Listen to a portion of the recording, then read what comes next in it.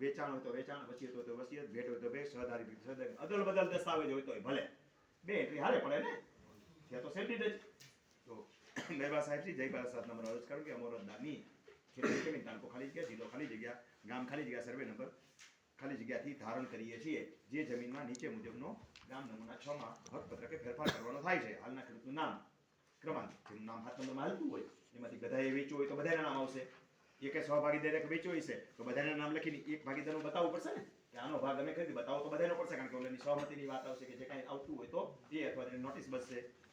હિત પૂરતો વાંધો હોય તો એ નામ, ખાતા નંબર, સર્વે નંબર ને ક્ષેત્રફળ, તમે એમાંથી થોડી જમીન લેતા હોય તો ક્ષેત્રફળ આખું બતાવવાનું, પછી કેટલી જમીન ખરીદો છો એ નીચે બતાવવાનું.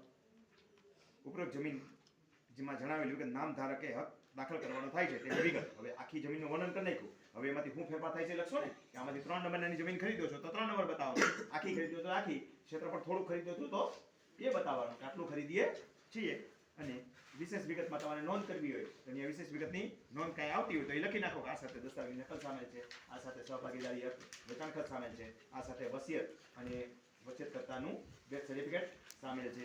જે હોય લખી નાખો. હકપત્રકે નોંધ રાખો. આધાર પુરાવાથી તો આધાર પુરાવામાં કોઈ પણ રીતે હક દાખલ કરવાનો થતો હોય તો એનું 7 નંબરનું પાનનું જોડવાનું કે મારું નામ અત્યારે હયાત ખેડૂત તરીકે અહીંયા છે તો જ થશે ને, કારણ કે વારસાઈ વખત દાખલ કરશો તો ખેડૂત વખત તો થશે જ નહીં. અને જો તમે બિન ખેડૂત થઈ ગયા હો એટલે કે 7 નંબર ન હોય તો તમારે કલેક્ટરની પૂર્વ મંજૂરીનો લેટર હોવો જ. પૂર્વ મંજૂરીનો કહું છું, દસ્તાવેજ ત્યાં પહેલાનો, એટલે પૂર્વ મંજૂરી બોલું છું કે પૂર્વ મંજૂરીનો તમારો 2 વર્ષનો લેટર હોવો જોઈએ. આ ભાઈ અત્યાર સુધી ચોટલી ખેંચતા હતા એ જ આ જવાબ છે.